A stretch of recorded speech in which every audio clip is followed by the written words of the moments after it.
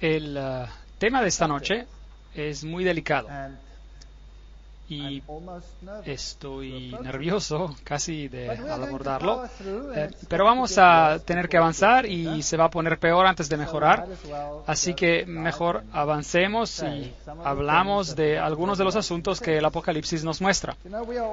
Ustedes saben que tenemos miedo de hablar de lo que dice el libro de Apocalipsis, pero por otro lado, personalmente yo estoy muy agradecido que el libro habla de estas cosas, porque yo mismo he sido atrapado en muchos de esos engaños.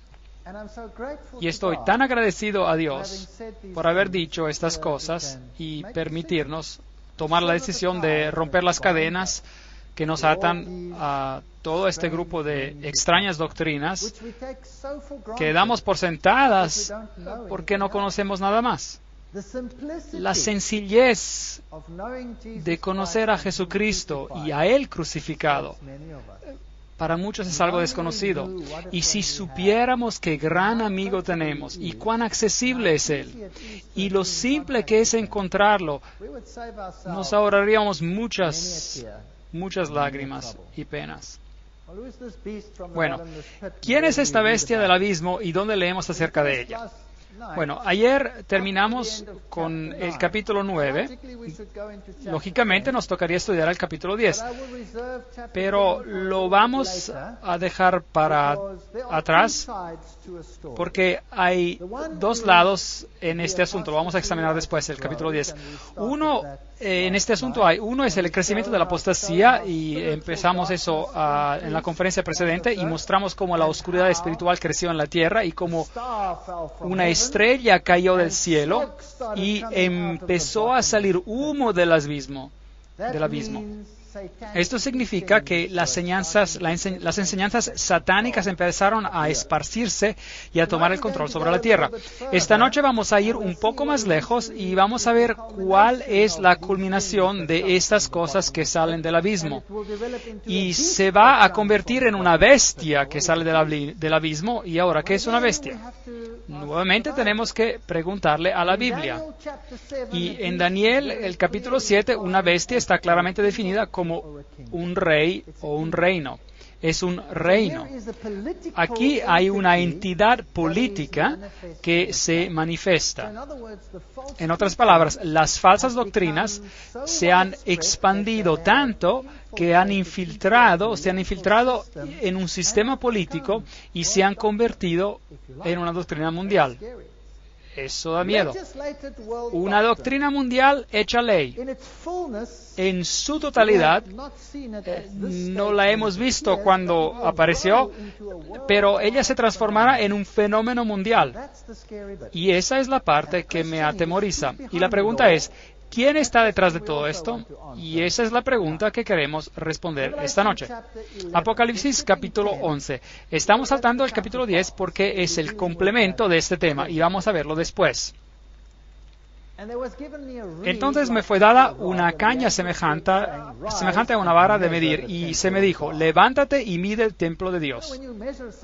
Cuando medimos algo, queremos ver si realmente está a la altura. ¿No es cierto? La Biblia dice que somos el templo del Dios viviente. Entonces, ¿estamos a la altura?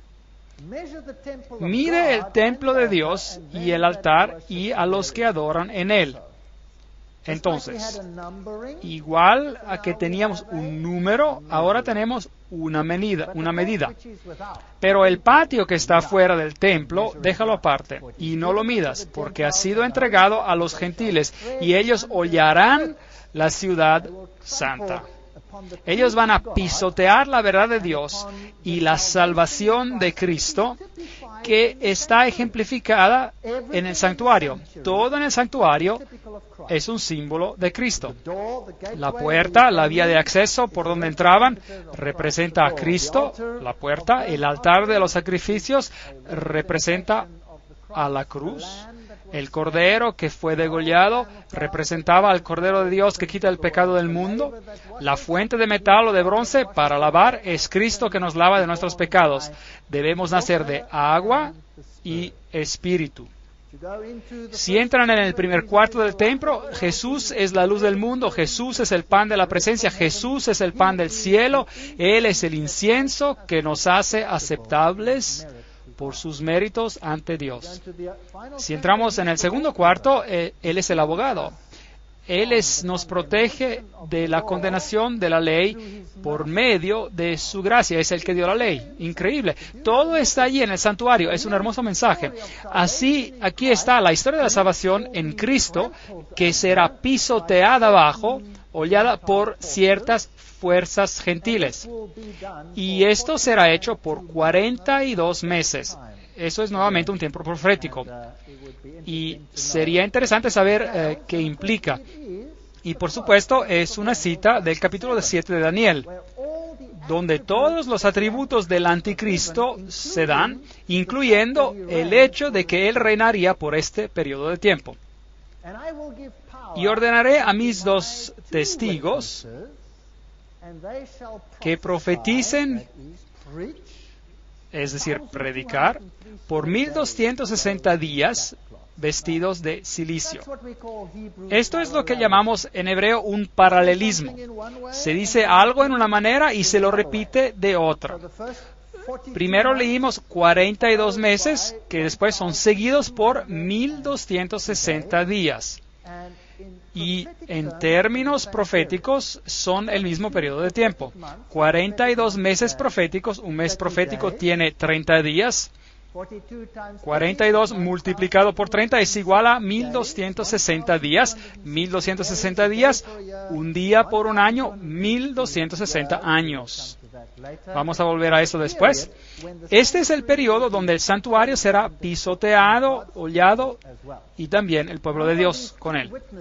Ahora, ¿quiénes son estos 2 testigos que van a defender lo que Dios tiene que decir? Estos testigos son 2 olivos y los 2 candelabros, las luces, que están en pie delante del Dios de la tierra.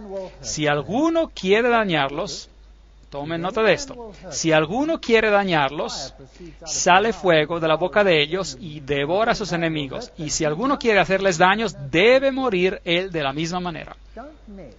No se metan con estos 2 olivos. No se metan con estos 2 candelabros. Bueno, sería interesante saber quiénes son, ¿no es verdad? Primero veamos el tiempo profético. Hay una clave para interpretar el principio del día-año, y encontramos que el tiempo del reinado del cuerno pequeño de Daniel 7, donde dice, serán entregados en sus manos, esos son los santos del Altísimo, por un tiempo, tiempos y medio tiempo. Y esos son 3 años y medio proféticos. o 42 meses o 1260 días. Vamos a ver el paralelismo en unos instantes.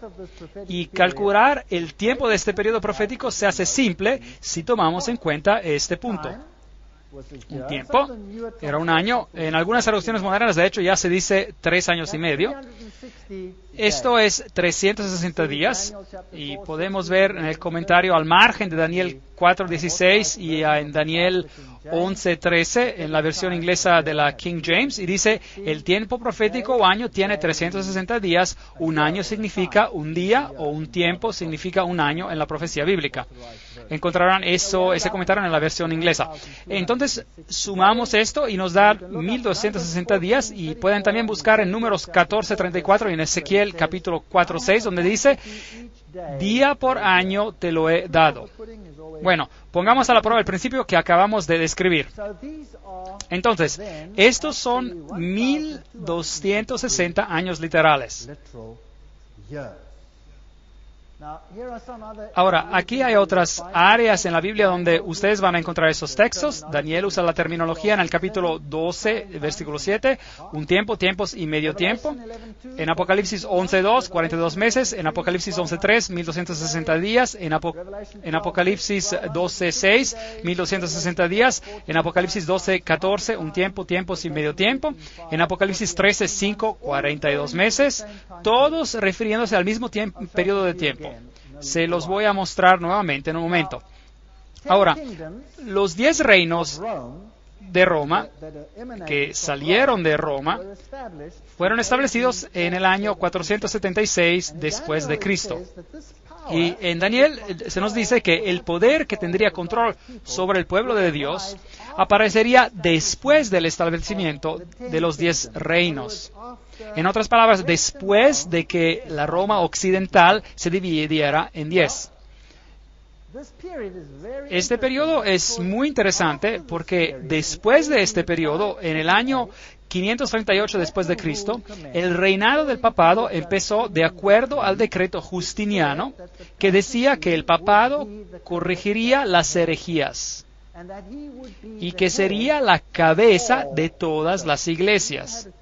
Así que aquí tenemos un escenario de Estado-Iglesia. Si añadimos a esta fecha 1260 años, llegamos a una fecha interesante, el 1798.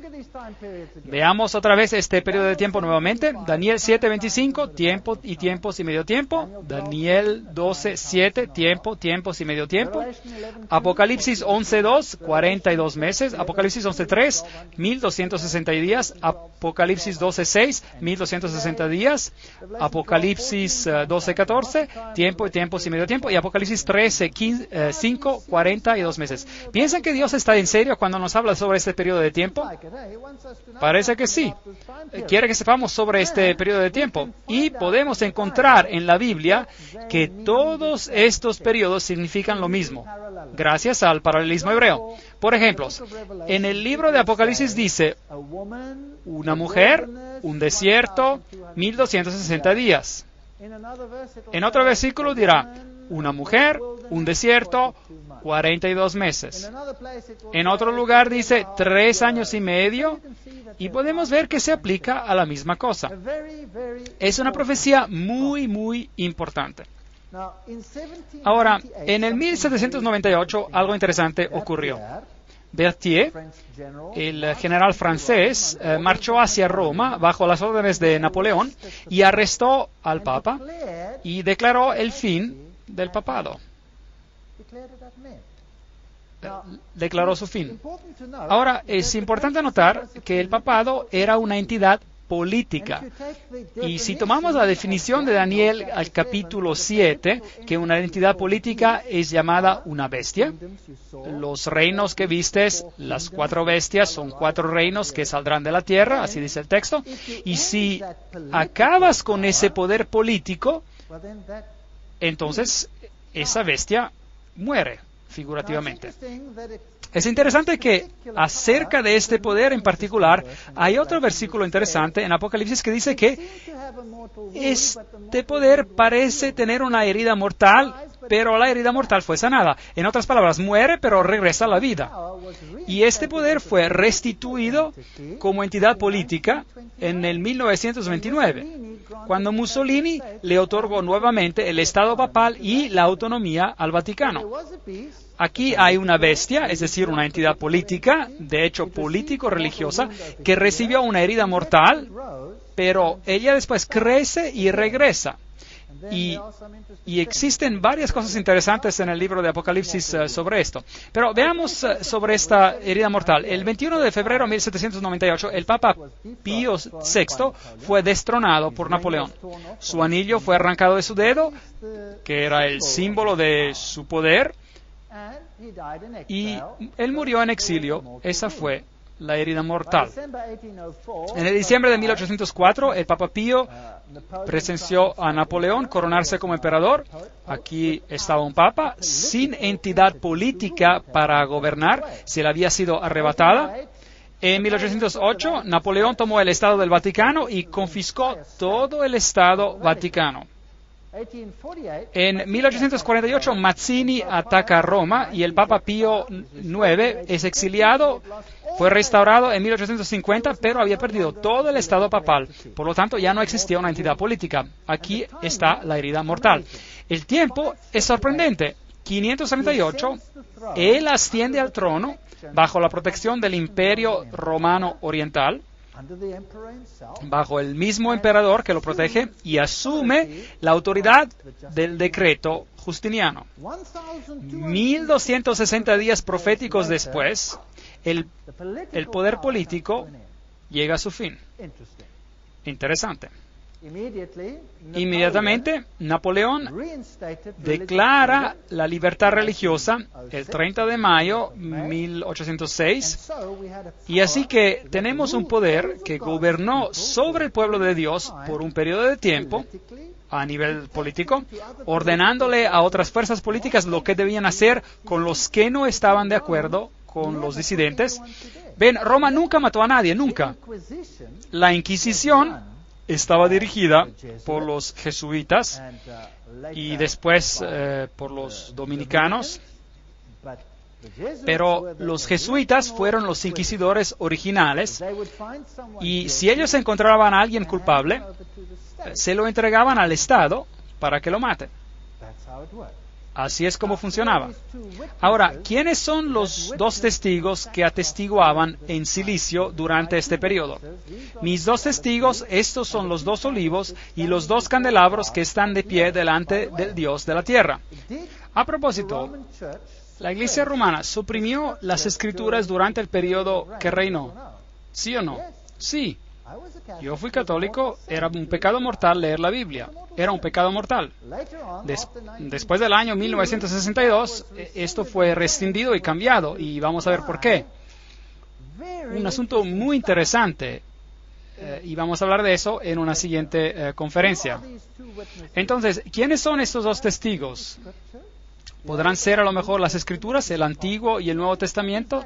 ¿Testamento es posible? Vamos a Zacarías y veamos si podemos encontrar una respuesta. Zacarías capítulo 4:1. Volvió el ángel que hablaba conmigo y me despertó como un hombre que es despertado de un sueño y me dijo, ¿qué ves? Y respondí, he mirado y he aquí un candelabro. Aquí tenemos un candelabro, todo de oro, con un depósito encima, y sus 7 lámparas encima del candelabro, y 7 tubos para las lámparas que están encima de él, y junto a él 2 olivos. Aquí tenemos los mismos símbolos. Entonces Apocalipsis utiliza el simbolismo de Zacarías. Y recuerden que estamos hablando del poder que gobernó por los 1260 años como entidad política, teniendo poder político sobre cualquiera que disintiera, por ejemplo, que se mostrara como un hereje. Y veremos que en Zacarías, para ver si encontramos otras imágenes que sean de nuestro interés. Encontramos los candelabros que también se mencionan en Apocalipsis. También encontramos los 2 olivos mencionados en Apocalipsis.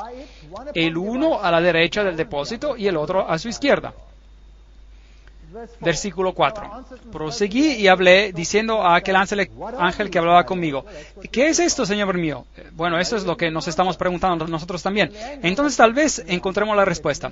Y el ángel que hablaba conmigo respondió y me dijo, ¿no sabes qué es esto? Y yo dije, no, Señor mío. De la misma manera que responderíamos nosotros, ¿qué es esto, Señor? Entonces respondió y me habló diciendo, esta es la palabra de Jehová a Zorobabel que dice... Y después le da el mensaje que tiene que dar. Entonces, ¿qué son los dos olivos y los candelabros? La palabra de Dios. La palabra de Dios. La palabra de Dios estaba profesando en silicio, en otras palabras, oprimida por 1260 días. ¿Saben? Cuando la Reforma empezó a imprimir la Biblia, empezaron usando la imprenta de Gutenberg. Y entraron allí los enemigos y la destruyeron. Y quemaron todas las Biblias que habían sido impresas. Y intentaron destruir la Biblia por todos los medios a su disposición. Sin mucho éxito. Años después escribieron su versión de la Biblia, que es conocida como la Biblia jesuítica, y que también veremos después. Versículo 11. Hablé más y le dije, ¿qué significan esos dos olivos a la derecha del candelabro y a su izquierda? Hablé aún de nuevo y le dije, ¿qué significan las dos ramas de olivo que por medio de los dos tubos de oro vierten de sí aceite con oro? Y me respondió diciendo, ¿no sabes qué es esto? Y dije, no, Señor mío. Y él dijo, estos son los dos ungidos. Ungidos con el poder de Dios, en otras palabras, por medio del Espíritu Santo, este mensaje de Dios tenía que ser predicado por todo el mundo, a pesar de ser oprimido. Los ungidos que están delante del Señor de toda la tierra. De nuevo, alcé mis ojos y miré, y ahora, ¿qué va a haber? Va a ver de qué se trata todo esto. Y aquí un rollo que volaba. ¿Qué significaba el rollo que volaba? Es un rollo, es la palabra de Dios que está en ese rollo. Y entonces ve la palabra de Dios volando en el aire. ¿Qué significa esto como símbolo? Llevar el mensaje al mundo. Así que de esto es de lo que se trata, es sobre la palabra de Dios. Y me dijo, ¿qué ves? Y respondí, veo un rollo que vuela.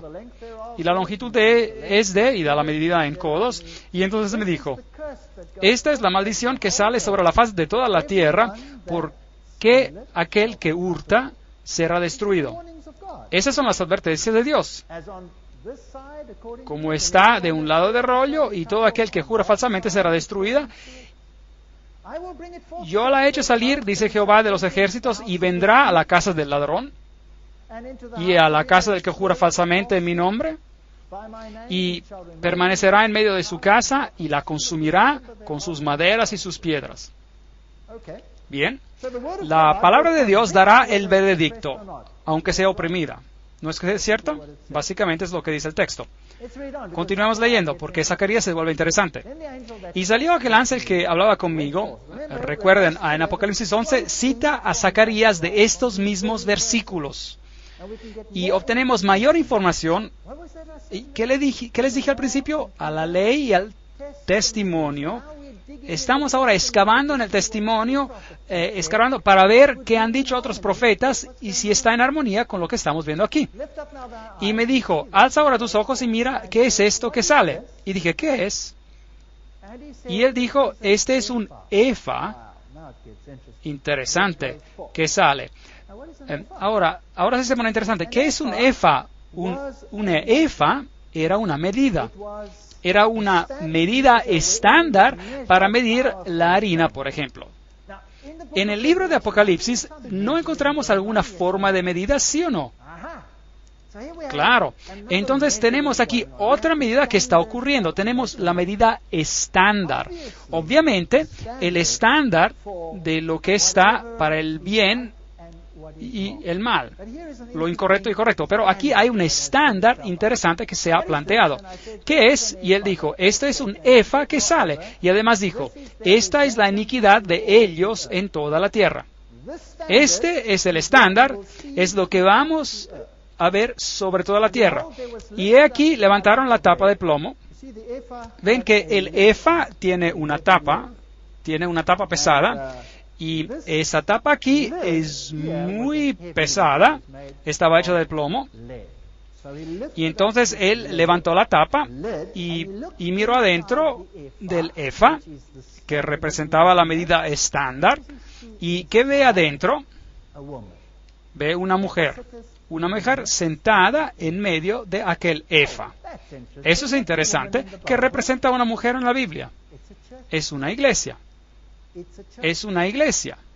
Entonces, hay una iglesia apóstata en esta tierra y hay una iglesia justa en esta tierra. Y en esta se sienta una mujer. Entonces, hay una medida, un estándar, una efa, que es instituido por una iglesia. ¿Tiene lógica esto? Sentada en medio de aquel efa, y él dijo, esta es la maldad. Esto es lo opuesto a lo que el rollo había anunciado.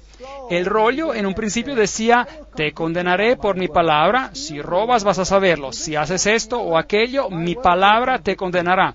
Pero aquí hay otro estándar sobre la tierra y es controlado por una iglesia diferente y es malvada. Y nos dice, es maldad. Y la echó dentro del efa y echó la masa la tapa de plomo en la boca del efa. Esta mujer fue revelada por un tiempo y la tapa fue puesta sobre la boca otra vez. Esto sí que es interesante. ¿La Reforma reveló un estándar que no era bíblico? ¿Sí o no? Por supuesto que lo hizo. Y la tapa fue levantada y todos pudieron ver. ¿Y cómo llamó la Reforma a Roma? Directamente la llamaron el Anticristo.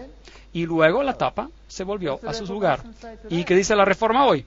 Públicamente, oficialmente, con todos sus sínodos. ¿Qué decidió el sínodo de los luteranos? En 1994, si no me equivoco. Esa es la fecha correcta. No será llamada más el Anticristo. Los seguidores de Calvino decidieron lo mismo. Todos decidieron lo mismo. Entonces, vuelve la tapa a su lugar.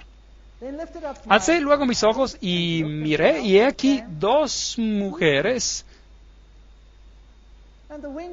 que salían y traían viento en sus alas y tenían alas como de cigüeña. Esas son malas noticias. Malas noticias. Porque la cigüeña es un ave inmunda. Y un ave en la Biblia es el símbolo de Espíritu Santo. Y aquí hay dos grupos que bajo el mando de un espíritu falso levantan el estándar con esa otra mujer en ella entre el cielo y la tierra. Dije al ángel que hablaba conmigo, ¿a dónde se llevan el efa? Es decir, el estándar. Y él me respondió, para que les sea edificada una casa en la tierra de Shinar, es decir, en Babilonia. Y cuando esté preparada, lo pondrán sobre su base. ¿Qué nos dice Zacarías? Es que otro estándar regirá sobre la tierra. Este estándar será establecido por una iglesia.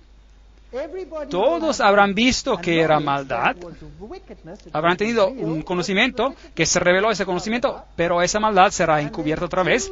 Y dos grupos eclesiásticos poderosos, la Biblia los llama los poderes del dragón y de los falsos profetas, vendrán y levantará este estándar y dirán, aquí está.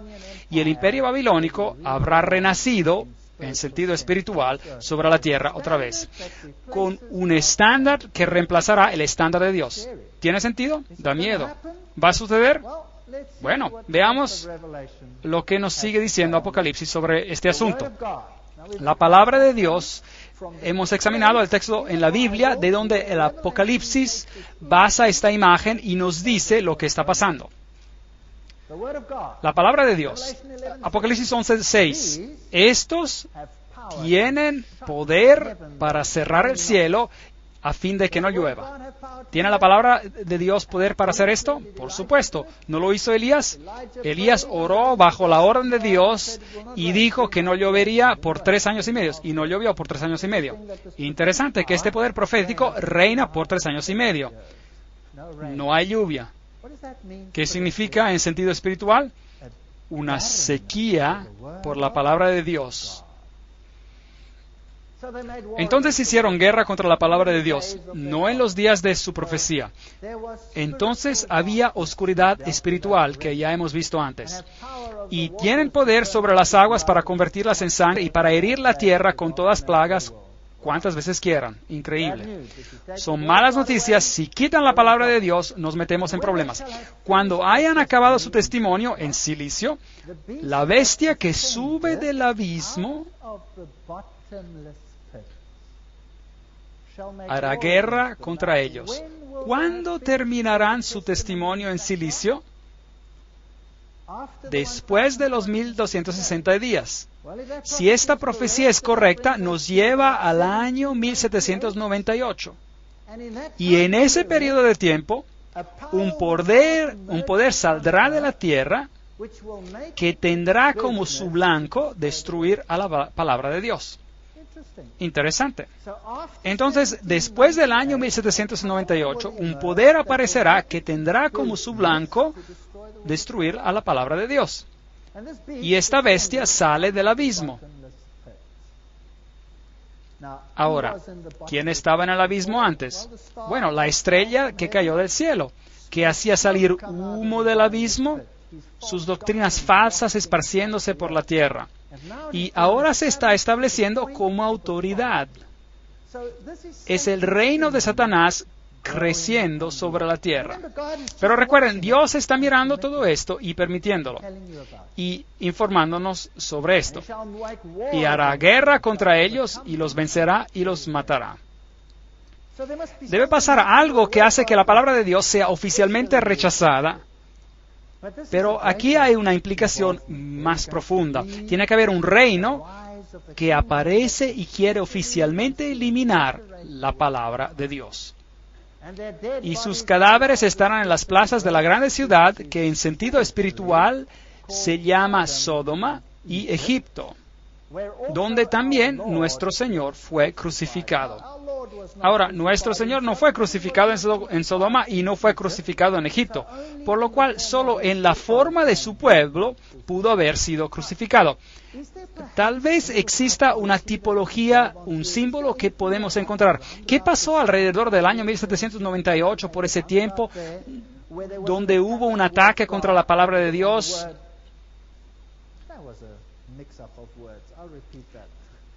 Donde hubo un ataque contra la palabra de Dios, en el lugar donde el pueblo de Dios había sido sacrificado, matado, asesinado por su fe, por así decir. Así que Cristo crucificado otra vez en la forma de su pueblo. ¿Existe algún país que hizo esto?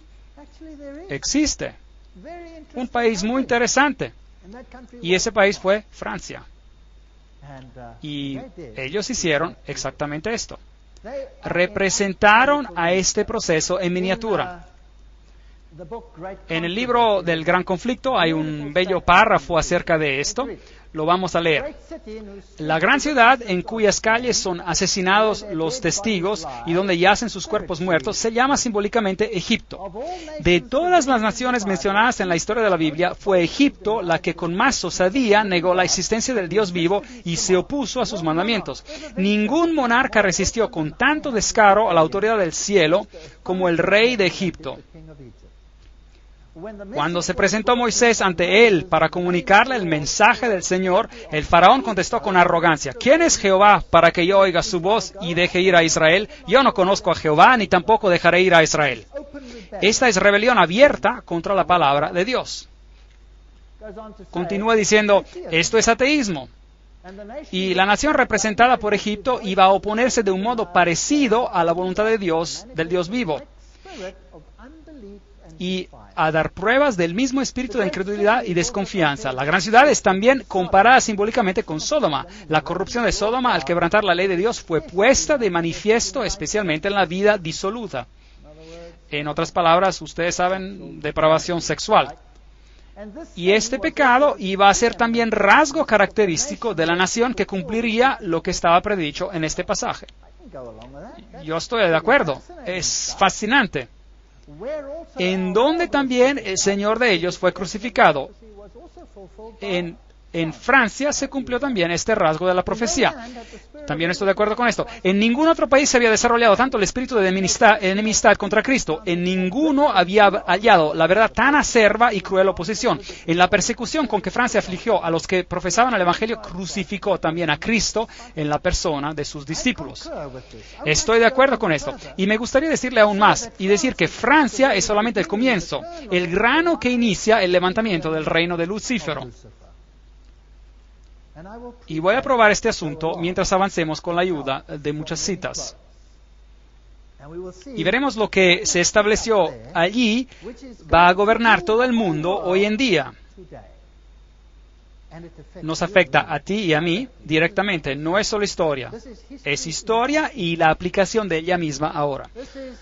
Este es un sombrero jacobino que fue usado por los revolucionarios franceses. Usaron el sombrero jacobino, y lo que significa este sombrero lo veremos en otra conferencia en detalle. En realidad es el sombrero de Mitra, es mitraísmo, culto al sol, pero bueno, no se preocupen, lo vamos a ver después. Apocalipsis 11:7.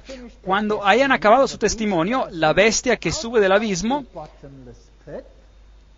hará guerra contra ellos. Ahora, ¿qué pasó en Francia? Eso es el precursor, tomen nota. Lo que pasó en Francia es el precursor de lo que va a pasar en el mundo entero. Y eso da miedo. Y los vencerá y los matará. Francia, después de la Revolución Francesa, Francia hizo guerra contra la palabra de Dios. Apocalipsis 11:9. Y los de los pueblos, tribus, lenguas y naciones verán sus cadáveres por 3 días y medio. Tenemos aquí otro tiempo profético. 3 días y medio serían 3 años y medio. Y no permitirán que sean desepultados. Desde el 10 de noviembre de 1793 hasta el junio de 1797, hicieron eso. Prohibieron la Biblia. Por decreto oficial, prohibieron la Biblia. A los moradores de la tierra se regocijarán sobre ellos, sobre los 2 testigos, el Antiguo y el Nuevo Testamento, se alegrarán, se enviarán regalos unos a otros. ¿Hizo Francia eso? Sí, en realidad lo hizo, porque estos 2 profetas, la Biblia, habían atormentado a los moradores de la tierra. En realidad, ellos simplemente creían que la Biblia los había atormentado. El pueblo creía, pero alguien más creía que esta Biblia era un poder que tormentaba. Y les voy a mostrar esta noche cuál es ese poder que hizo guerra contra la Biblia. Pero después de 3 días y medio, entró en ellos el espíritu de vida enviado por Dios, y se levantaron sobre sus pies, y cayó gran temor sobre los que vieron. ¿Destruyeron a la Biblia? No. Después de este evento, que fue solo el comienzo de esta gran guerra contra la palabra de Dios, un poder entró en la palabra de Dios y las Biblias se distribuyeron por todo el mundo. Las grandes sociedades bíblicas empezaron después de este día, y la Biblia fue puesta en cada mano que la quisiera por todo el mundo. Esto enfureció a la bestia del abismo tanto que cambió sus tácticas de guerra. Y vamos a ver esto en 2 conferencias que siguen, llamadas las batallas de las Biblias y cambiando la palabra. No se pierdan esas conferencias, son poderosas y las vamos a tener dentro de poco. Si están enojados conmigo esta noche, vuelvan de todas maneras. Aun si están enojados, está bien, pero pueden enojarse conmigo, pero vengan de todas maneras. Entonces la palabra de Dios se levantó y se predicó con mucha fuerza, pero la guerra no había terminado, recién había comenzado. Y oyeron una gran voz del cielo que les decía: subid acá, y subieron al cielo en una nube, y sus enemigos los vieron. Y los enemigos, les digo, que odian a la palabra de Dios. En aquella hora hubo un gran terremoto, y la 10ª parte de la ciudad se derrumbó. Obviamente refiriéndose a esta ciudad espiritual de Babilonia, que fue agitada por este resurgimiento del poder en la palabra de Dios. Y Satanás redobló sus esfuerzos para aplastarla de ahí en adelante. Y por el terreno murieron el número de 7,000 hombres, nuevamente es un número simbólico, y los demás se aterrorizaron y dieron gloria al Dios del cielo. Tomen nota, el segundo ay pasó. Y aquí el tercer ay viene pronto. Un ay es algo que hace imposible que la gente encuentre la verdad.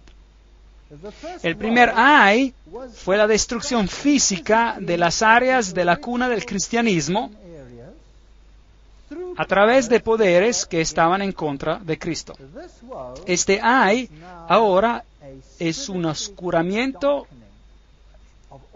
espiritual de todo el conocimiento relacionado con Dios por el poder que hace guerra contra su palabra. ¿Qué pasó en la Revolución Francesa? Veamos cómo cumplió estas profecías. Este fue el ataque a la Bastilla y, por supuesto, en este mismo evento, toda la estructura política mundial cambió. Antes gobernaban los monarcas, ahora hay democracias. Y las democracias van a gobernar por todo sitio. Y esto suena bien. Y vamos a ver qué hay detrás de todos estos asuntos más tarde. Luis XVI literalmente perdió su cabeza. Y su cabeza se sostuvo frente a una multitud enardecida mientras iba a la guillotina. ¿Y le tuvieron misericordia a su esposa María Antonieta? No. Su cabeza fue puesta en un palo y mostrada a la multitud que gritaba animada. Luego tomaron una prostituta, disculpen el cuadro, pero es lo que realmente hicieron, con los pechos descubiertos, y la llamaron Libertad. La hicieron una diosa, liderando a la libertad. Seguimos leyendo lo que pasó en el libro El Gran Conflicto, que nos lo cuenta de manera bien hermosa. Al ser presentada la diosa ante la convención, la tomó el orador de la mano y dirigiéndose a toda la asamblea dijo: «Mortales, cesad de temblar ante los truenos impotentes de un dios que vuestros temores crearon». Increíble, esta es una asamblea pública. No reconozcáis de hoy en adelante otra divinidad que la razón. ¿Se imagina esto? Yo os presento su imagen más noble y pura, y si habéis de tener ídolos, ofreced sacrificios solamente a los que sean como éste. Caiga ante el augusto senado de la libertad el velo de la razón. Aquí había un poder que había quitado la palabra de Dios y la había reemplazada con la razón, la diosa de la razón. Pero afortunadamente Jesús nos dijo ante tiempo que ocurriría. Y eso significa que esta diosa de la razón, toma el sitio de Jesucristo, pero solo en apariencia. La diosa, después de haber sido abrazada por el presidente, tomó asiento en una magnífica carroza que condujeron por entre el inmenso gentío hasta la catedral de Notre Dame. Así que hicieron esto oficial, para reemplazar a la deidad. La elevaron sobre el altar mayor y recibió la adoración de todos los que estaban presentes. Así que el gobierno adoró a esta dama. Así es como se hicieron las cosas. Fue llevada por las calles, puesta en un carruaje. Tenía el símbolo del sol que decía diosas de la razón. Ahí lo dice. Y fue entronada en Notre Dame. Y lo que ellos creían era el símbolo del cristianismo fue quitado por la legislatura. Y el Antiguo y el Nuevo Testamento fueron quemados, y todos los libros religiosos fueron quemados en una pira funeraria, y una nueva ley reemplazó la ley de Dios. ¿Podemos reemplazar la ley de Dios?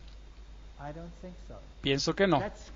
Ese rollo que vuela en el cielo, la palabra de Dios, nos convence del bien y del mal, nos mide de acuerdo a su propio estándar, sin importar si otra institución aplica otro estándar. ¿Correcto? Sí, claro que sí. Y hoy vamos a ver cómo esta batalla continúa, cómo un estándar se puso aparte y cómo la humanidad adoptó a otro estándar. Y que Dios nos ayude a decidir entre los dos estándares diferentes. Seguimos la historia. ¿Qué pasa cuando reemplazamos el estándar de Dios con los estándares humanos? Los estándares humanos son hechos para verse buenos, pero obviamente tienen sus problemas. Bueno, durante la Revolución Francesa se desarrolló un nuevo estándar para la humanidad. Y ese estándar fue llamado el Manifiesto de los Derechos Humanos. A propósito, ¿qué escuchan hoy en día en las noticias? ¿Escuchan la ley de Dios, la ley de Dios, la ley de Dios? ¿O escuchan derechos humanos, derechos humanos, derechos humanos? ¿Qué escuchan? Escuchan derechos humanos.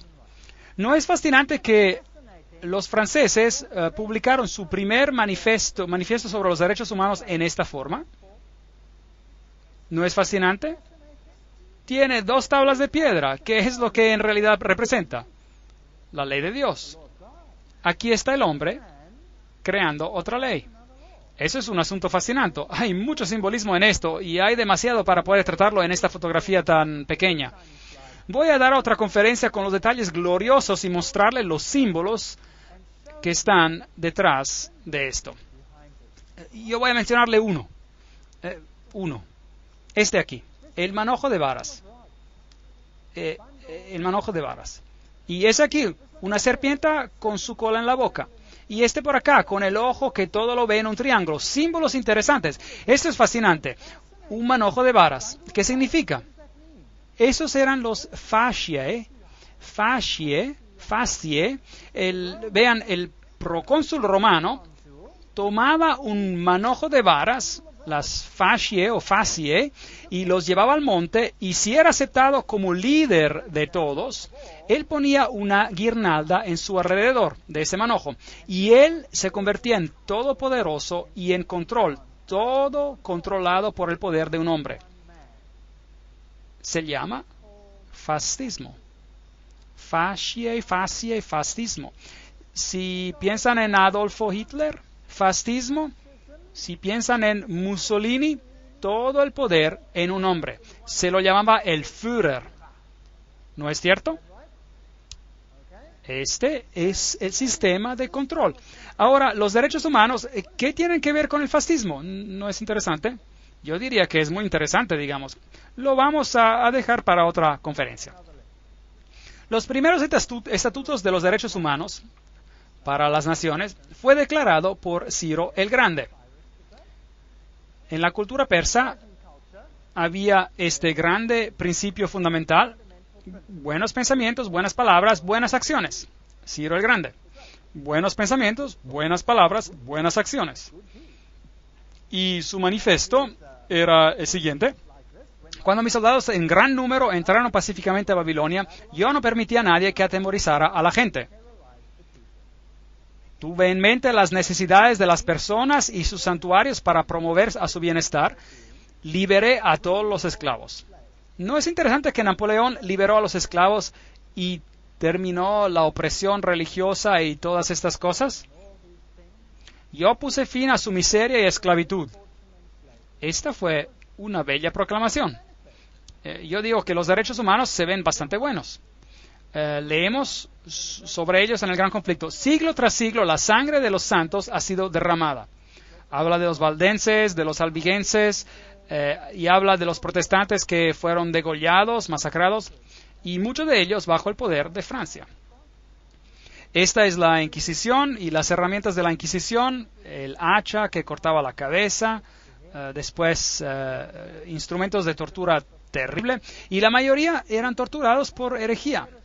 Pero, ¿cuál es la definición de herejía? Veamos en el artículo. Herejía, página 440. Heresis, en griego, elección. Decidir por uno mismo lo que uno va a creer y practicar. Eso es herejía. Entonces, decidir por uno mismo era, en este periodo de los 1260 días o años, era un acto de herejía. Era un pecado castigable con muerte. Eso es muy triste, ¿no es cierto? Eliminando la conciencia del hombre, quitando la conciencia del hombre y creando un poder, vamos a ver cosas muy interesantes. Esos son algunos de los instrumentos que se utilizaban. Estos fueron, por ejemplo, tenazas que se abrían y ponían brasas calientes con las que torturaban a la persona que era interrogada. Estas son las tobilleras. Y noten las púas en ellas, y cuando eran apretadas contra el tobillo entraban hasta el hueso. Esas personas eran muy serias en lo que hacían. Este instrumento en particular fue usado hasta por General Franco en los 1970. Este es un instrumento muy cruel que se ponía alrededor del cuello y empezaban a atornillar ese tornillo. No es una cosa bonita que hacer.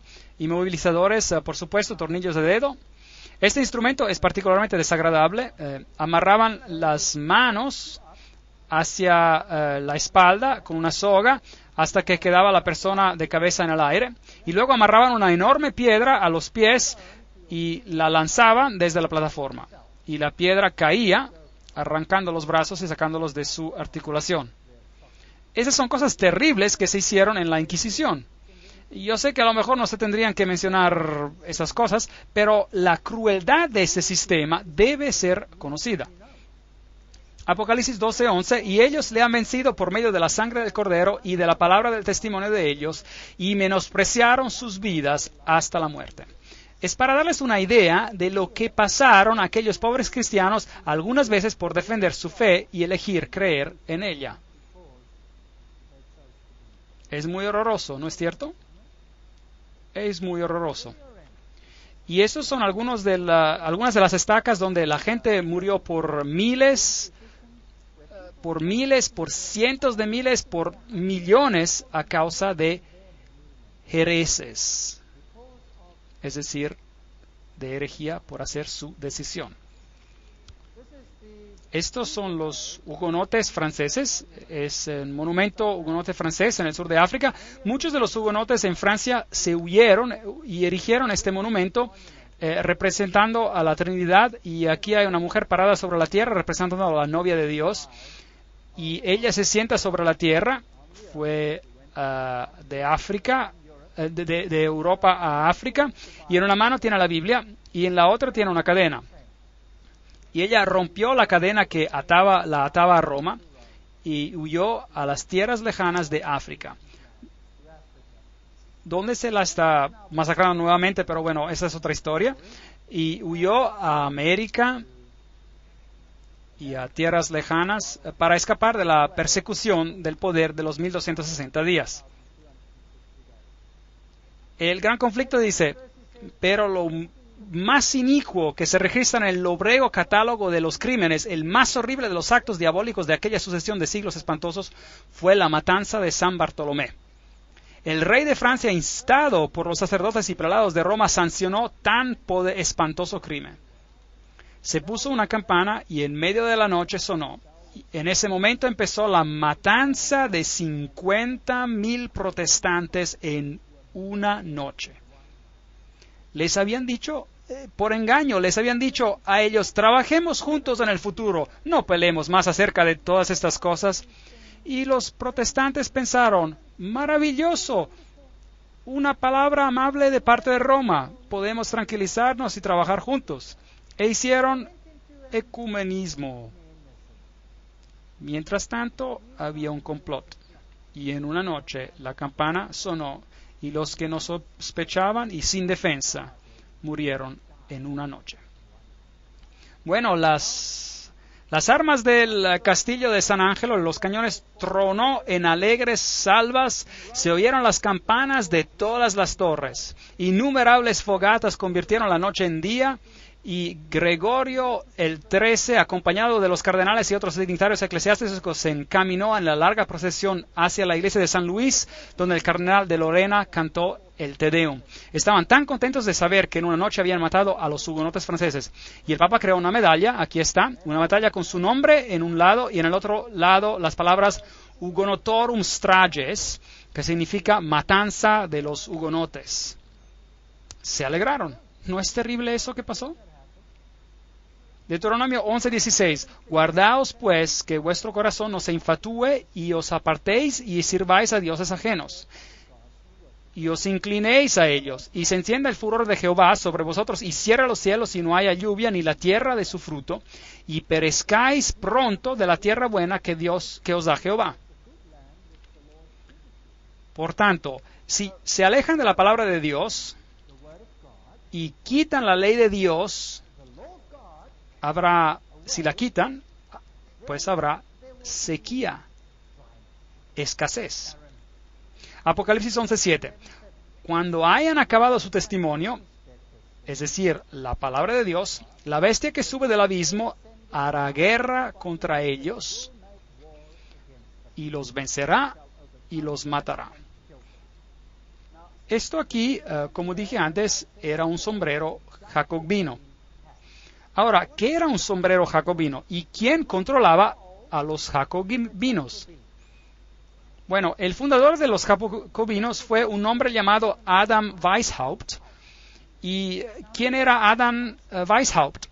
Él era un profesor jesuita de la ley canónica. ¿No es eso interesante? Entonces, ¿quién en realidad organizó la Revolución Francesa? Fue un jesuita. Y fue el padre del jacobinismo. Y también fue el fundador de los Illuminati.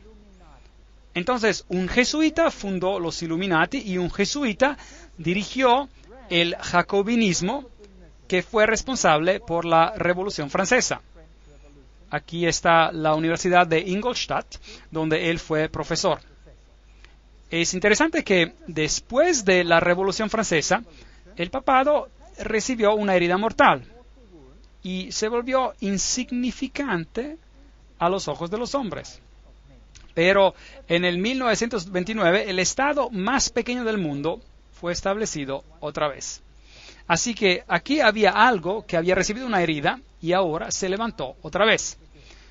En el 1929, Gasparri firmó el Tratado Laterano y los Estados Vaticanos regresaron a existir.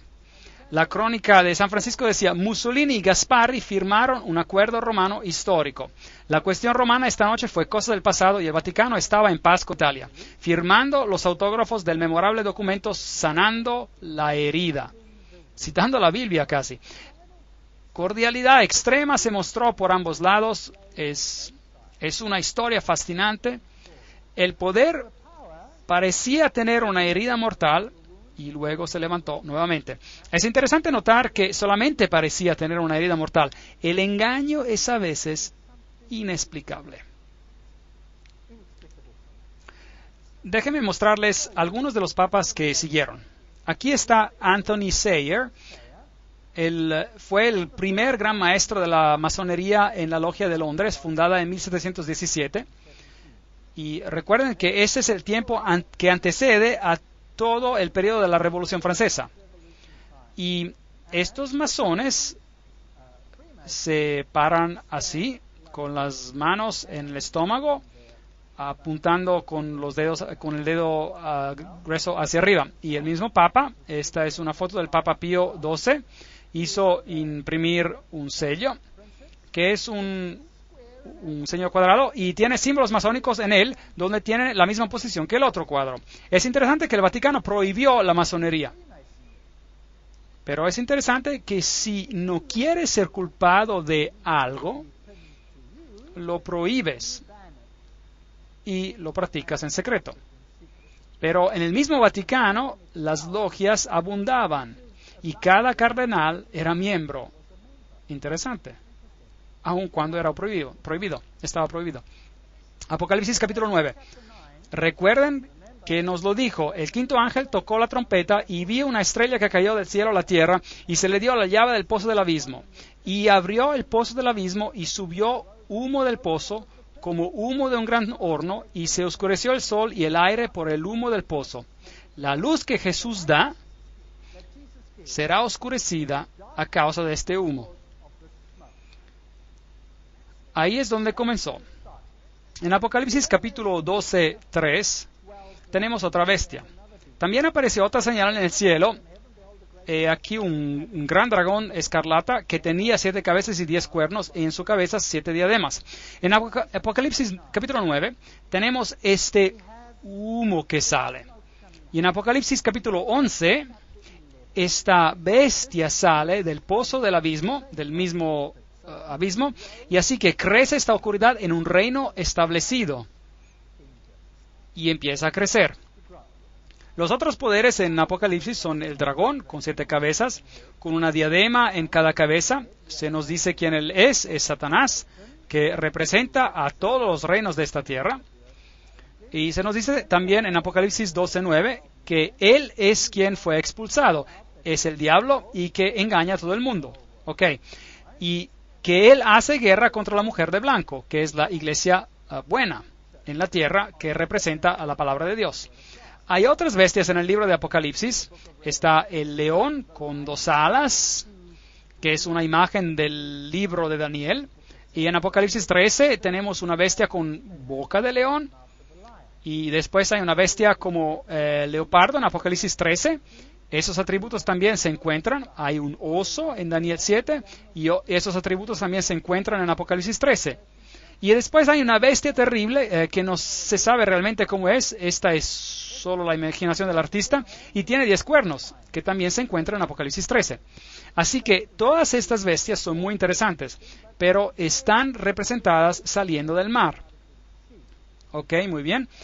Y luego en Apocalipsis 13, todos los atributos de Daniel 7 están juntados en una bestia, un conglomerado, digamos, de una bestia que sale del mar.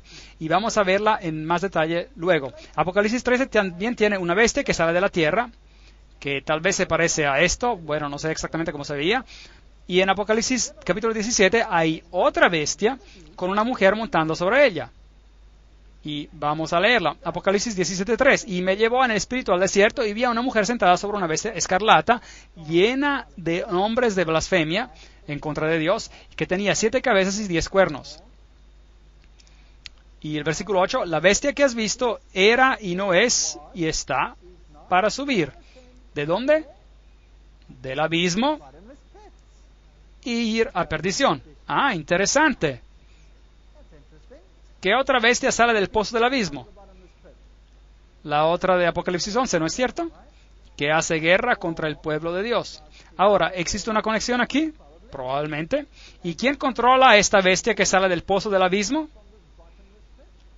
¿Quién está sentada sobre ella? Una mujer, una iglesia.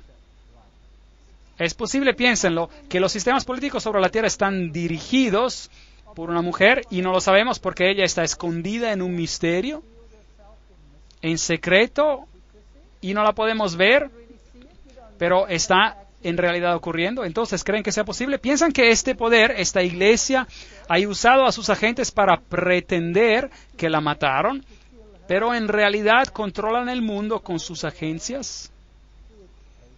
Bajo las organizaciones secretas del mundo, que fueron empezadas por nadie más que Weishaupt. ¿Quién era? ¿Qué? ¿Un jesuita? ¿Es posible? ¿Iluminismo? ¿Qué es el iluminismo? ¿A dónde lleva? ¿Es posible que esta guerra contra la palabra y aquellos que representan a la palabra, a la iglesia, va a tener un conflicto con esta nueva entidad política que tiene un nuevo estándar que se llama derechos humanos? ¿Creen que es posible? ¿Qué opinan? Saben, hay un autor quien a 150 años atrás escribió acerca de esto, y voy a citar este autor ahora, pero el punto no es si está en lo correcto o no. Es solo para mostrar cómo se percibían los hechos en esa era y comparar sobre lo que el mundo oculto dijo exactamente en la misma era. Vamos a hacer esto, vamos a comparar lo que dice esta fuente con lo que los ocultistas dicen exactamente en la misma época. Y vamos a ver algo fascinante. Entonces, si me permiten, y sin seguir dando más introducción, me gustaría leerles algunas de esas cosas que parecían ser correctas en esta época, hace 150 años, cuando todas estas cosas estaban pasando, la Revolución Francesa y todo lo demás. Por una variedad de imágenes, el Señor Jesucristo presentó a Juan, esto es en el libro de Apocalipsis, el personaje malvado y la influencia seductiva de quienes han sido distinguidos por seguir al pueblo de Dios. La revelación de Dios de los trabajos detestables de los habitantes de los poderes gobernadores del mundo, quienes se unen en organizaciones y confederaciones secretas, deshonrando la ley de Dios, tendrían que permitir al pueblo, que tiene la luz de la verdad, de mantenerse fuera de todas estas maldades. Entonces, hace 150 años ya se percibía esto, que las organizaciones secretas jugarían un rol importante. A Juan, el carácter malvado y la influencia seductiva de quienes han sido distinguidos por su persecución al pueblo de Dios es mostrada.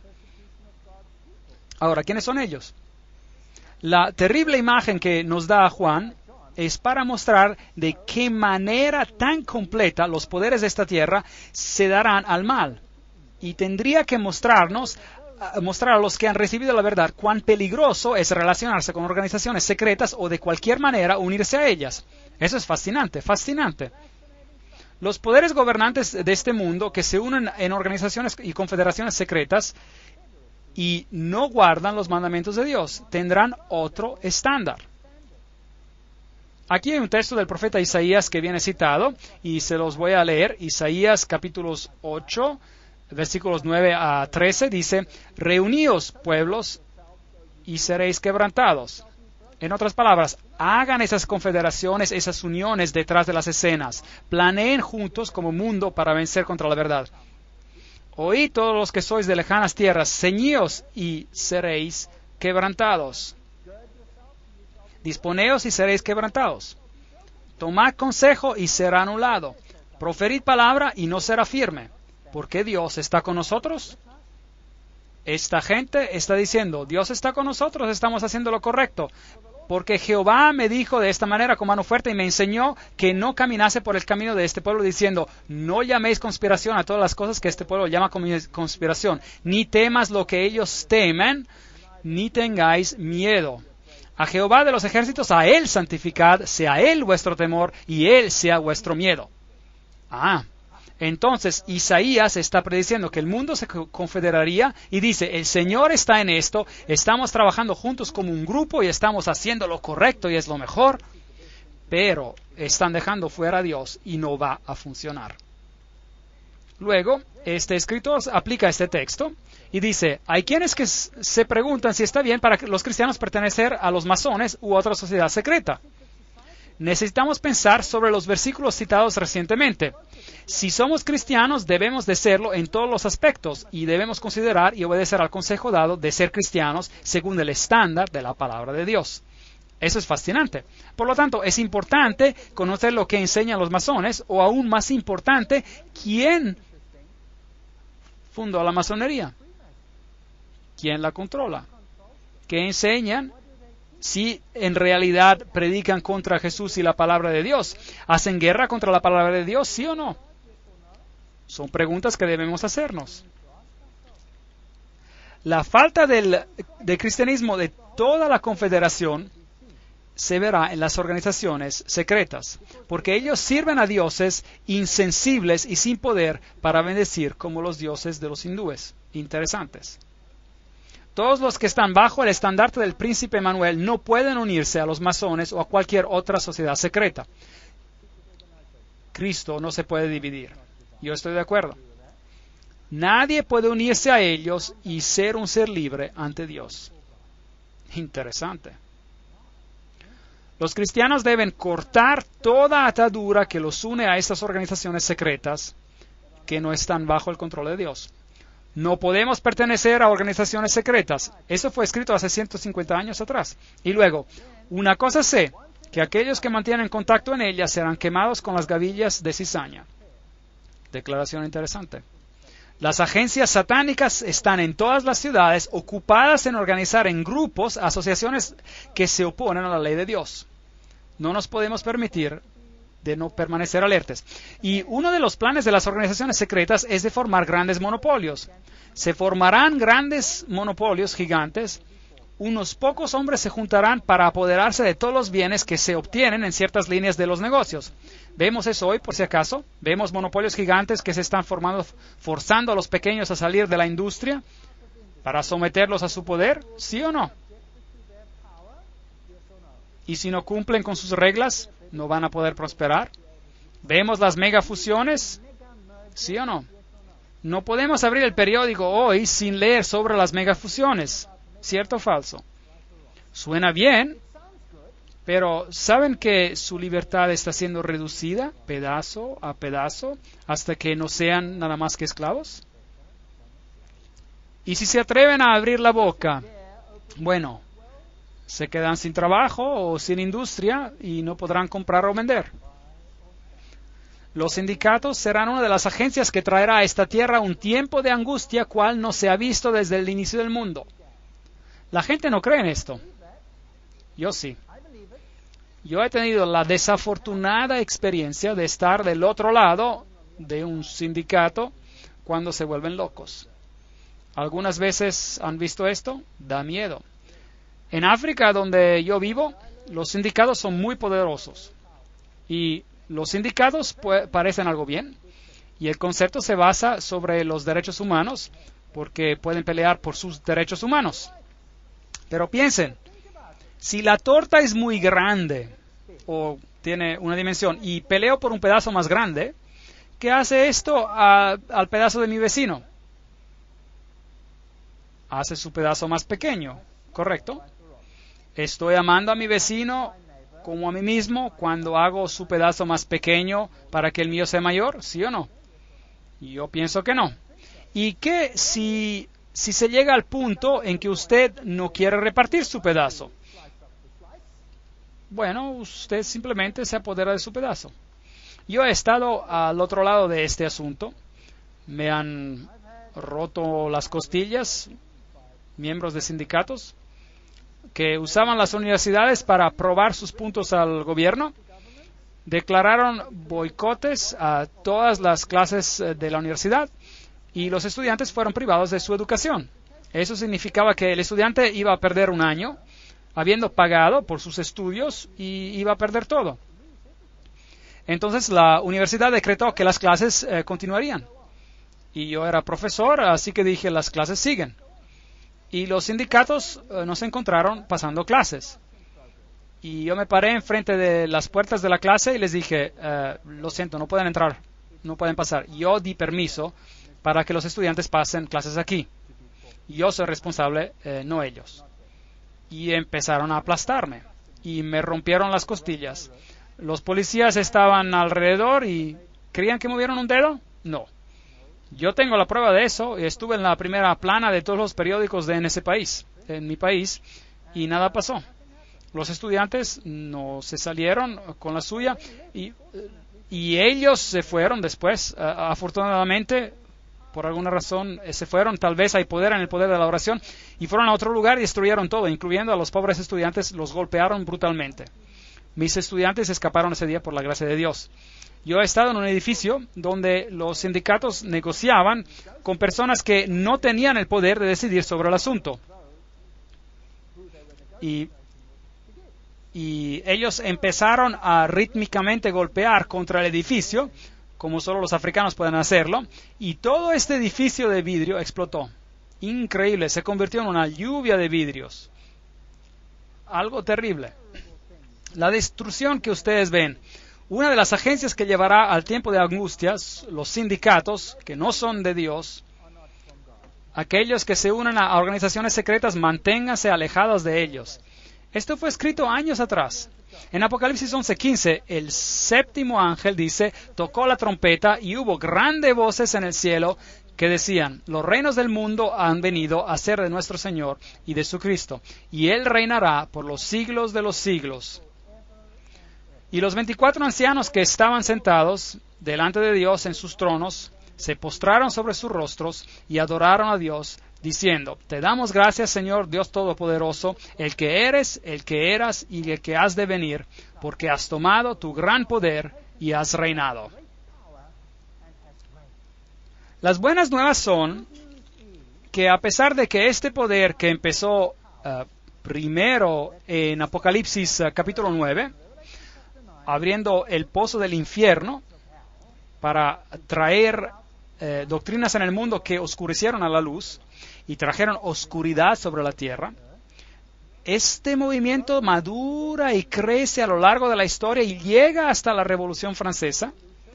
El hoyo del infierno se abre nuevamente y sale un poder que llega a ser un poder político universal que será controlado por una mujer, por una iglesia que va a reemplazar la palabra de Dios y la sustituirá con su propio estándar, su propio EFA, si queremos decir. ¿Tiene sentido?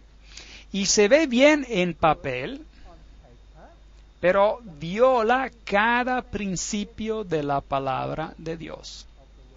Cada principio de los 10 mandamientos es violado. Y es difícil de ver porque parece ser tan bueno. Pero a medida de que continuemos con las conferencias veremos que en realidad eso es el caso. Si tenemos el primer mandamiento que dice, yo soy Jehová tu Dios, no tendrás dioses ajenos delante de mí. Bueno, hubo países que honraron esto. Y si vamos a tener una libertad universal, libertad para todos, donde se acepte todo, esto tendrá que desaparecer, este mandamiento. De hecho, tendrá que decir, tendrás todos los otros dioses menos a mí. ¿Sí o no? Tendremos que tolerar la idolatría, o estaremos en problemas. Cuando se trata de blasfemia, ¿no es fascinante prender la televisión y ver que solo un Dios es blasfemado? ¿Lo ha notado? Solo un Dios es blasfemado, ninguno de los otros. Yo siempre encuentro esto fascinante. Quiero escribir a la Comisión de los Derechos Humanos y decirles, saben, en el interés de la justicia e igualdad, ¿no deberían ser todos los dioses blasfemados a igual? ¿No podrían difundir esta idea un poco más por causa de la justicia? Me pregunto cómo reaccionarían. Me pregunto cómo el mundo musulmán reaccionaría si se hiciera lo que se hace a Jesucristo todos los días, si se lo hiciera a su religión.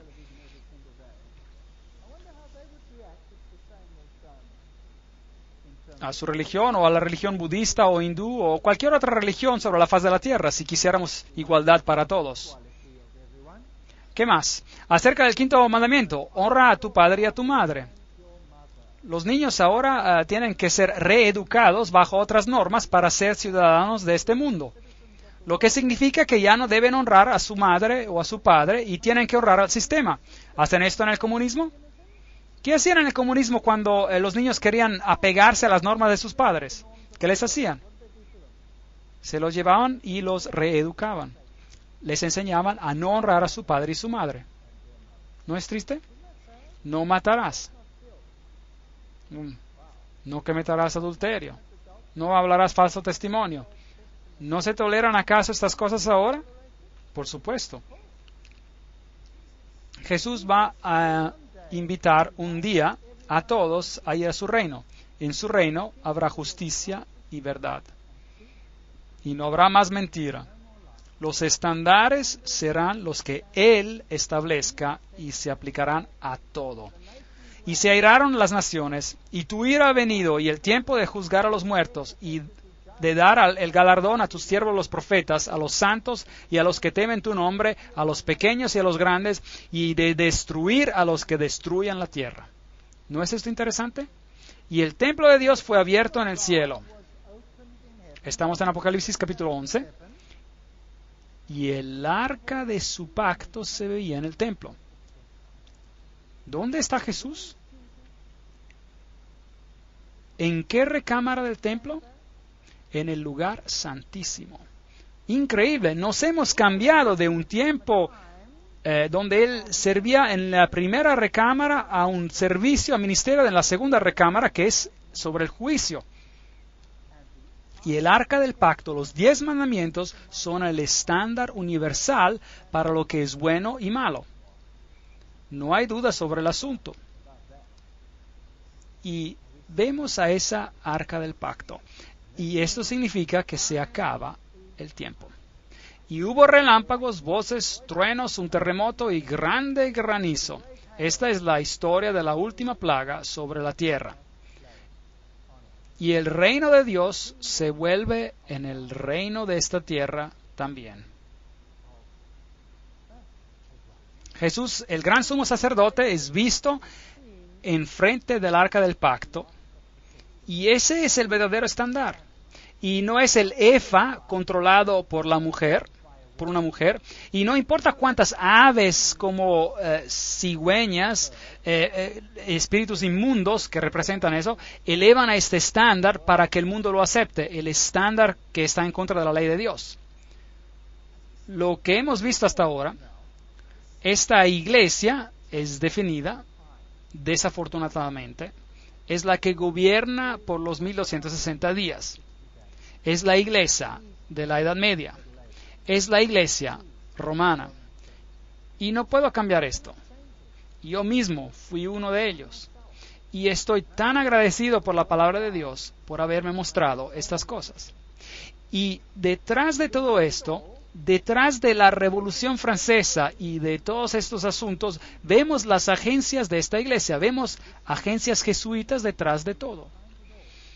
Y hemos visto que las organizaciones secretas, porque todo está cubierto en misterio, van a traer el cambio que anulará la palabra de Dios. En las próximas conferencias vamos a ver lo que hay detrás de las escenas y abrir algunos hechos para ver si es en realidad así. Pero aunque sea así, lo que asumo que va a ser así, Jesús queda siendo en control.